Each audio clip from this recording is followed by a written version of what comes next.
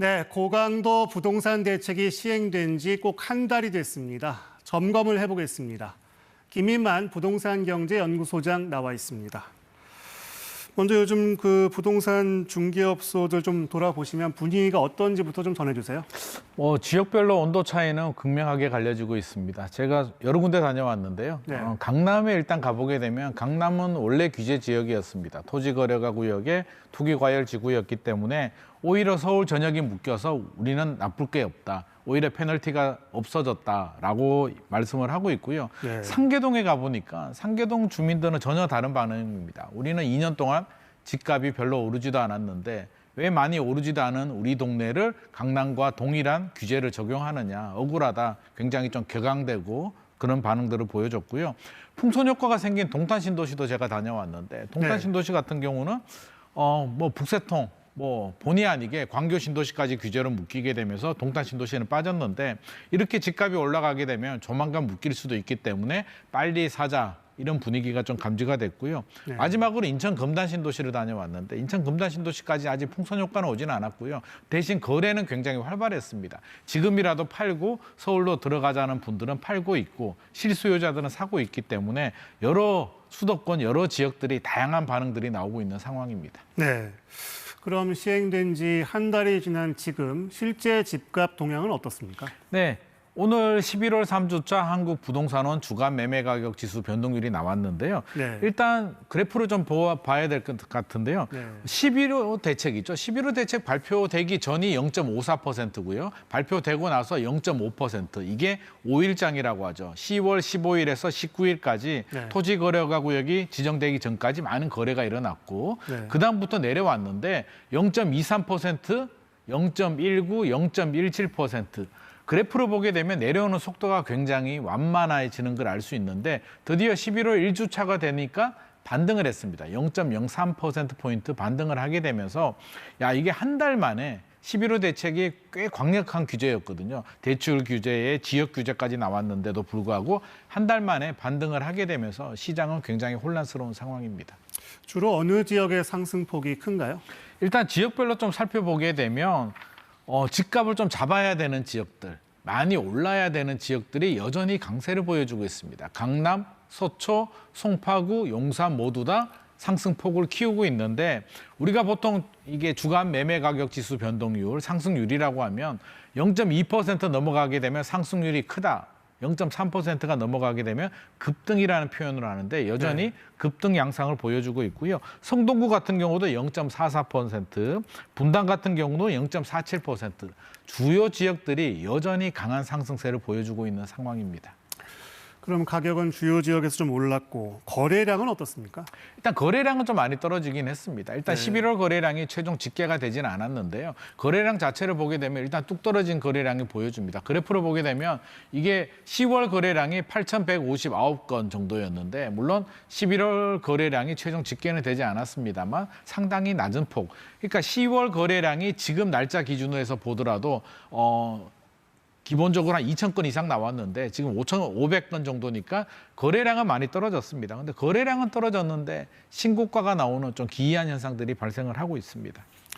그러니까 결국 거래는 줄었는데 가격은 올랐다는 얘기잖아요. 이게 그렇습니다. 그 이유는 어떻게 분석됩니까? 일단 거래가 줄었다는 얘기는 이번 대출 규제도 그렇고 토지거래가 구역으로 지정이 되면 전세를 끼고 살 수도 없고 전세를 낀 매물을 팔 수도 없습니다. 그러니까 대출 한도가 안 나오는 분들, 전세를 끼고 사셔야 되는 분들은 못 사게 되니까 당연히 거래량이 줄어드는데요. 네. 집값이 떨어지려면 집주인이 급매로 던져야 되고 집을 사려는 매수자들이 안 사게 되면 가격이 떨어지게 되는데 지금은 집주인들이 팔기는 파는데 호가 그대로 매물을 던지게 되고요. 불안한 매수자들이 일부 매수자들입니다. 그 매물을 사게 되면서 여전히 신고가가 나오고 있는 상황입니다.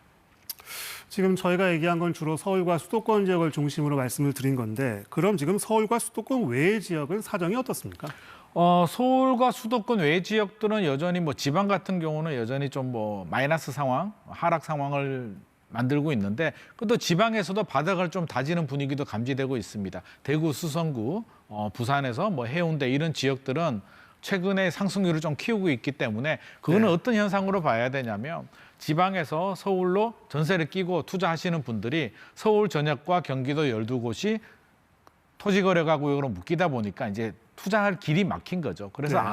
우리가 거주하는 지역에 좋은 아파트, 신축 아파트를 사자라고 투자 방향을 돌리게 되면서 소위 말해서 상위 20%, 5분위 가격대는 조금씩 반등을 하고 있는 상황입니다. 네.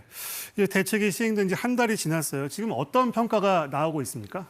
일단 한 달이라는 게 좀 굉장히 당황스럽습니다. 저도 적어도 올해 말까지는 기본적으로 이제 보합 흐름, 안정 흐름이 이어지리라고 당연히 생각을 했는데 한 달 만에 반등이 되고 있어서 아마 저도 당황하니까 정부도 굉장히 많이 당황을 하고 있을 것 같은데요. 일단 2, 3주 정도 흐름은 더 지켜봐야 되겠습니다만 네. 일단 흐름의 곡선 자체는 변경된 거로 봐서 정부도 이대로 있으면 안 되겠다. 조만간에 공급 대책이 한 번 더 나올 것 같습니다. 네, 지금 공급 말씀하셨지만 정부가 그 그린벨트 해제를 포함한 뭐 다양한 공급 부지를 검토하고 있다. 뭐 이렇게 밝혔잖아요. 어떤 네네. 내용입니까?